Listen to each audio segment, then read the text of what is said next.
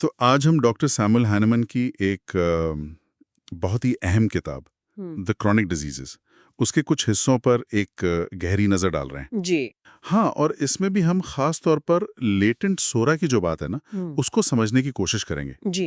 Hahnemann मानते थे कि भाई ये जो कई पुरानी लंबी चलने वाली बीमारियां हैं, हम्म। उनकी जड़ में कहीं ना कहीं यही लेटेंट सोरा है।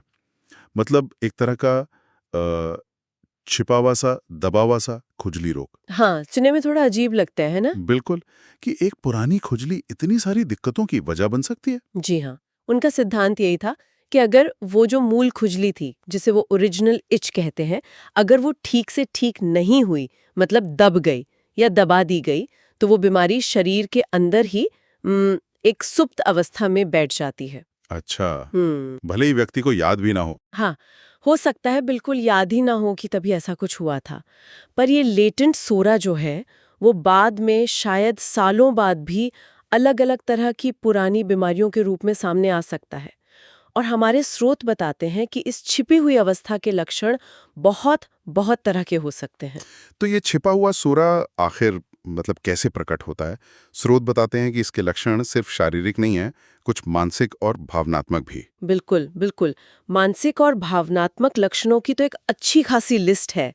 जैसे किसी भी काम में मन न लगना, एक तरह की अंदरूनी अनिच्छा, हम्म। व्यक्ति बहुत ज्यादा संवेदनशील हो जाता है, चिड़चिड़ा हो सकता है, मूड में अचानक बड़े बदलाव आ सकते हैं, मतलब कभी एकदम से बहुत खुश और फिर अचानक ही गहरी उदासी, अच्छा। चिंता के दौरे पड़ना, दिन में या रात में कभी भी, वो गहरी उदासी जिसे मेलनकॉली कहते हैं, वो महसूस करना, और कुछ गंभीर मामलों में तो खुद को नुकसान पहुंचाने के विचार तक आ सकते हैं। चिंता के दौरे आपने कहा, और क्या इसमें कुछ खास तरह के डर भी शामिल हैं? हाँ, स्रोत में कुछ खास डरों का जिक्र है, जैसे आग से बहुत ज्यादा डर लगना, या अकेले रहने से डरना, या ये डर कि कहीं कहीं पागल ना हो जाएं। ओह। और छोटी सी बात पर भी बुरी तरह चौंक जाना, इतना कि पसीना आ जाए या कंपकंपी छूट जाए, ये दिखाता है कि नर्वस सिस्टम कितना कितना संवेदनशील हो सकता है। ये तो मन और भावनाओं की बात हुई। अब शारीरिक स्तर पर आए, खासकर त्वचा पर, क्योंकि शुरुआत तो खुजली से हुई थी। त्वचा पर क्या लक्षण बताए गए हैं? हाँ, त्वचा पर तो कई लक्षण बताए गए हैं, जैसे त्वचा का बहुत सूखा रहना, या फिर बार बार खुजली वाले दाने निकलना, जैसे हर्पीस या निटल रैश, मतलब पित्ती उछलना, अच्छा। मस्से निकलना, त्वचा पर वो भूरे धब्बे पड़ जाते हैं ना, लिवर स्पॉट्स, त्वचा का रंग पीला सा पड़ जाना।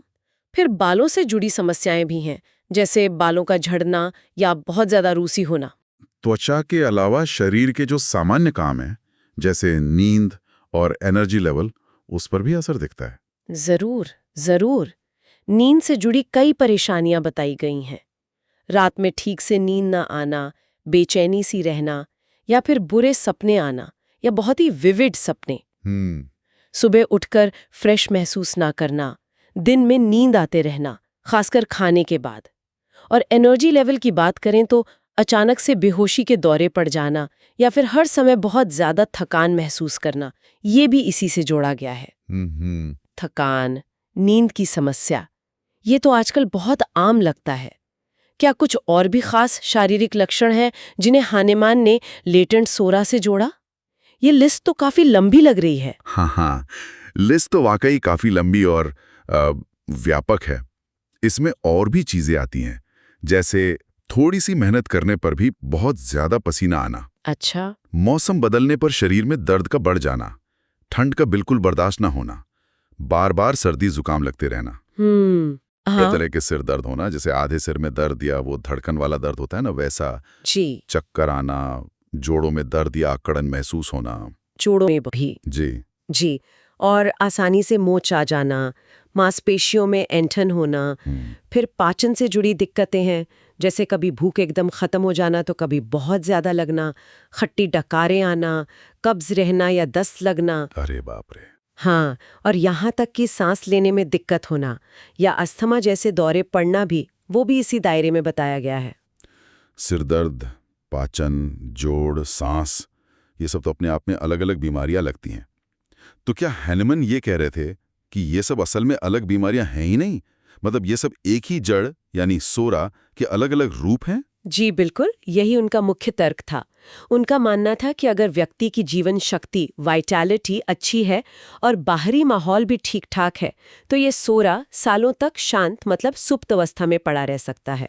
अच्छा। लेकिन जैसे ही कोई तनाव आता है, हम्म, मान लीजिए कोई दूसरी बीमारी हुई हम्म, या जीवन में कोई बड़ी मुश्किल घटना घटी हम्म, या फिर हैनिमन के अनुसार कोई गलत तरीके का एलोपैथी इलाज हुआ, तो ये जो सोया हुआ सोरा है हम्म। वो जाग जाता है। और फिर ये अनगिनत लक्षण सामने आने लगते हैं। बिल्कुल, किसी न किसी रूप में ये प्रकट होने लगता है। डॉक्टर हानेमन का ये लेटेंट सोरा का सिद्धांत वाकई पुरानी बीमारियों को देखने का एक बिल्कुल ही अलग नजरिया पेश करता है। ये लक्षणों की इतनी लंबी और विविध लिस्ट सोचने पे मजबूर करती है। हाँ, ये सोचना वाकई दिलचस्प है कि कैसे कथित अंदरूनी बीमारी या दोष को इतने सारे अलग अलग बज़ाहिर गैर मुतालिका लक्षणों से जोड़ा गया। इस पर आगे सोचने के लिए एक बात ये हो सकती है कि किसी एक ही जड़ से इतनी सारी अलग अलग बीमारियां पैदा होने का ये जो विचार है, ये आज की हमारी जो मेडिकल समझ है उससे कितना मेल खाता है या फिर कितना अलग है।